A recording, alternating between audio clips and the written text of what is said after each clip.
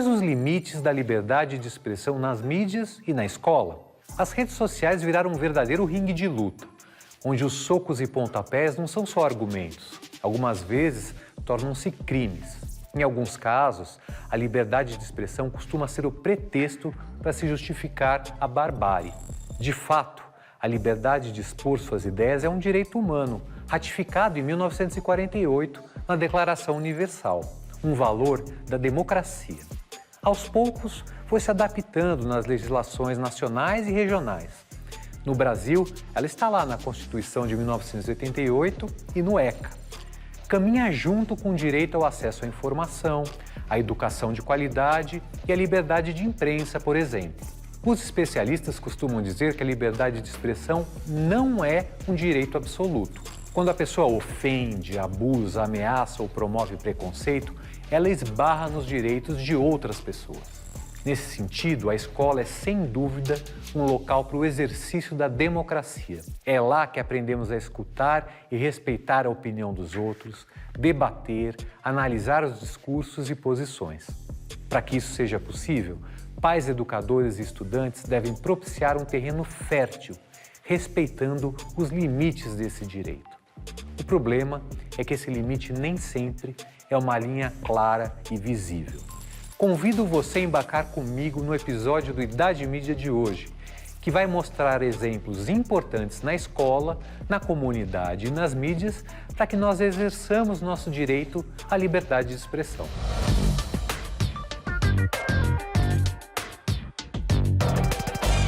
Como as redes sociais podem se tornar equilibradas nesse debate?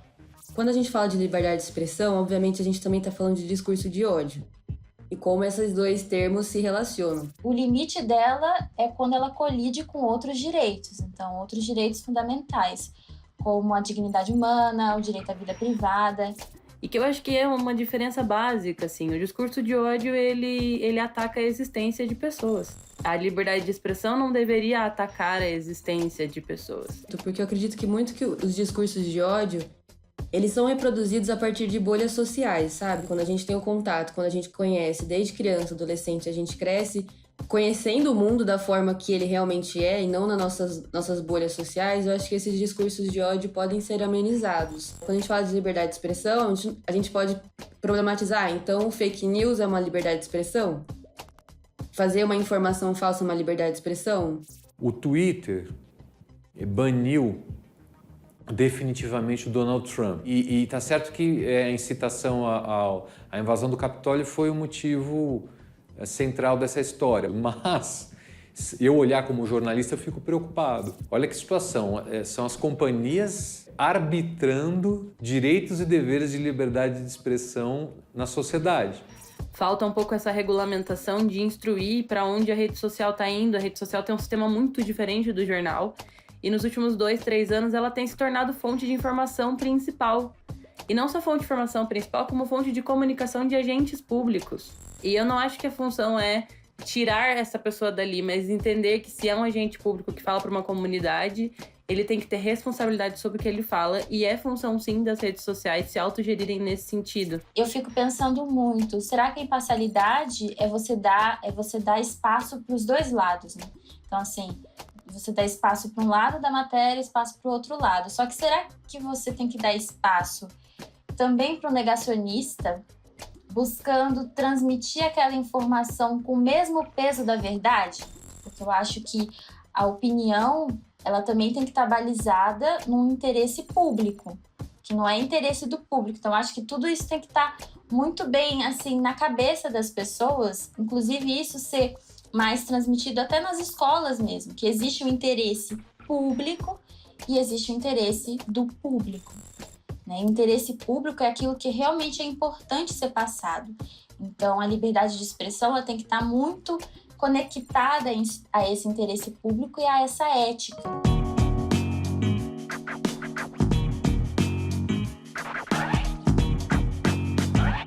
Liberdade. Será que isso de fato existe?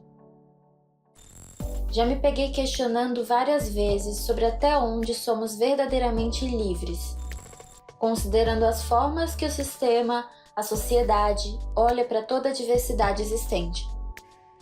Eu mesma acredito que a liberdade possível em sociedade é ainda infelizmente seletiva. Não está disponível para todo mundo.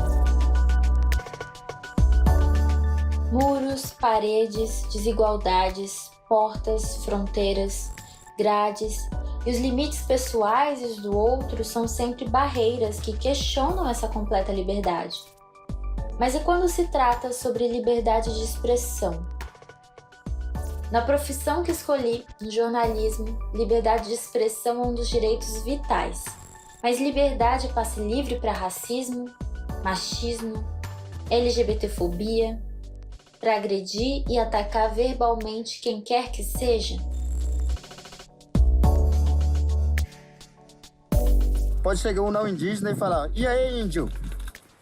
Então isso pra mim não é liberdade de expressão, é falta de respeito enquanto ao próximo.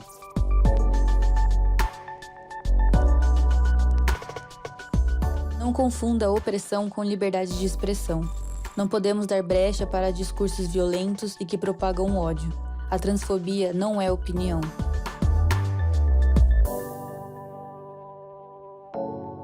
Entender liberdade, vivenciar suas possibilidades e limites é um trabalho de muitas mãos, que entendo graças à educação.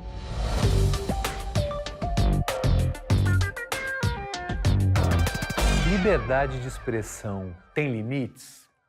Hoje, no Idade Mídia Debate, a gente convidou a Ana Beatriz Felício, que é jornalista da Agência Mural, que é uma agência que tem correspondentes na periferia de São Paulo toda. Ana Beatriz, que prazer ter você aqui no Idade Mídia. Muito obrigado, viu? Ai, o prazer é todo meu. Estou muito feliz de estar aqui. Obrigada. Você, como jornalista, acha que a liberdade de expressão tem limites, deve ter limites?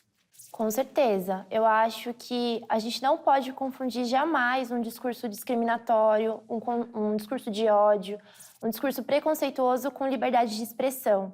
O que a gente vê por aí, principalmente na internet, mas infelizmente extrapolando também o ambiente digital, é muita gente que faz discurso racista, machista, LGBTfóbico e fala assim: é minha liberdade de expressão, é o meu direito. Mas não é, isso na verdade é crime. A gente pode pensar nessa importância do jornalismo dentro desse jogo democrático, até porque quando a democracia falta ou começa a falhar, é uma das primeiras coisas que para de funcionar, né? Então, por exemplo, na ditadura, a gente não conseguia ter liberdade de expressão e liberdade midiática, né? Que hoje, inclusive, é um direito.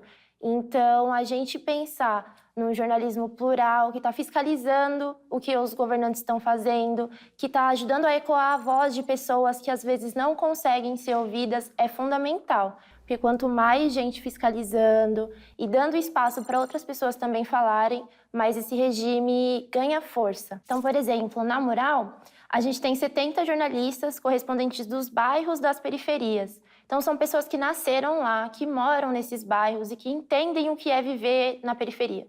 Então, não é uma pessoa de fora que vai fazer uma matéria sobre isso. Então, isso é muito legal porque as pautas já vão nascendo mais diversas. Na prática de hoje, a gente vai conhecer uma organização chamada Politize, que leva educação política e democrática para qualquer lugar, inclusive para a escola. Na prática.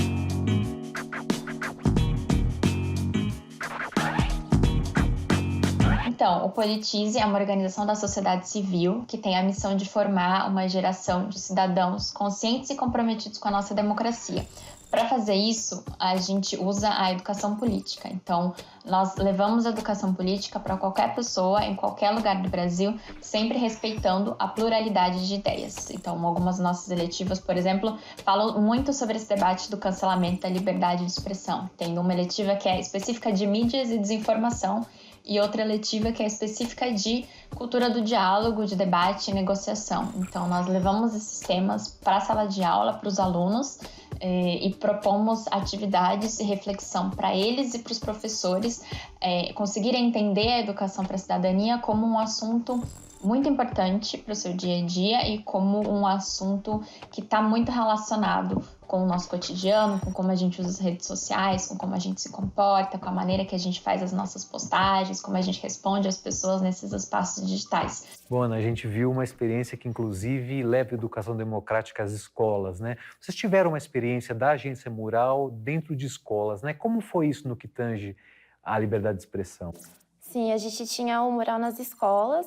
Então, antes da pandemia, né, nós íamos nas escolas para falar sobre jornalismo e sobre a importância de compreender como que o jornalismo funciona e tudo mais. E, além disso, a gente teve um outro projeto que era com os próprios alunos para produzirem reportagens sobre aqueles temas que eles viviam na escola. Então, a gente tinha mentores, tinha alunos de várias regiões da Grande São Paulo, sempre da periferia, né, escola pública. Eu fui uma das mentoras desses jovens, foi uma experiência muito legal. E aí eles indicavam uma pauta e a gente ajudava na construção dessa pauta. E isso educa também, porque aí um jovem, como eu também, já fui mais jovem e estava na escola, vê uma matéria que eu produzi sobre Carapicuíba e pensa assim, pô, eu moro aqui, isso é muito legal, isso tá me retratando. Então eu acho que passa não só pela escolha da pauta, mas por quem produz essas matérias também e educa nesse sentido de que mostra realidades que podem ser diferentes ou semelhantes e que ajudam as pessoas a pensar, né? O jornalismo precisa se comunicar mais com os jovens que estão na escola, porque não só pensando numa perspectiva deles serem o futuro, mas eles já são parte da sociedade hoje, já são o nosso presente. Então a gente precisa aprender muito com eles também.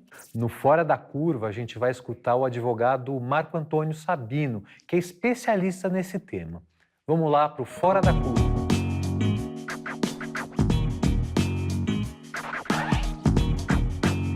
Não, a liberdade de expressão não é absoluta, porque não existem direitos absolutos no ordenamento jurídico. A liberdade de expressão, embora seja a liberdade das liberdades, porque inclusive faz com que a pessoa tenha a sua dignidade da pessoa humana, ela pode ser limitada. No direito, existem várias possibilidades de limitação, como, por exemplo, a previsão da própria Constituição com relação ao direito de resposta e indenização para quem abusa da liberdade de expressão. Ou, no Código Penal, os crimes contra a honra, calúnia, injúria e difamação são mostras de que a liberdade de expressão ela não é absoluta, muito embora ela seja fundamental para a vida da gente. Por fim, você acha que a liberdade de expressão é um direito a ser desenvolvido por quem ou por quem? É um dever da escola, é um dever da mídia, é um dever da família? Como é que você enxerga esse conjunto de atores aí? Eu acho que é um dever de todo mundo, mas é parte do Estado de garantir a liberdade de expressão, de garantir também a liberdade de imprensa, né, que são coisas diferentes, mas muito parecidas, e parte também da escola ser um ambiente plural em que os alunos, as pessoas, enfim, toda a comunidade escolar possa se sentir confortável para falar suas opiniões, para poder compartilhar mesmo e crescer, como a família também, né? Então, que as famílias consigam dialogar com a juventude e aceitar as novas ideias que vão surgir. E se um falha, aí tem problema, né? Porque se alguém não consegue, pensa um aluno, uma criança, se ela tem a liberdade de expressão cerceada logo na infância ou na escola, quando ela vai indo para outros estágios da vida, isso pode se tornar um problema ainda maior. Então, é realmente em rede. Ana Beatriz, Felício, olha, estou honradíssimo com a tua presença aqui na Idade Mídia. Queria te agradecer muito. Imagina, o prazer foi todo meu. Adorei conversar. Eu também.